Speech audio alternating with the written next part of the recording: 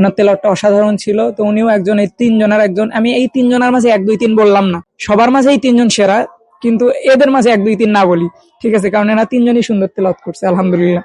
ভাই মোহাম্মদ আমান, ভাই মোহাম্মদ ইয়ামিন, আর হচ্ছে ভাই মোহাম্মদ জিহাদ। তো এই তিনজন আসেন।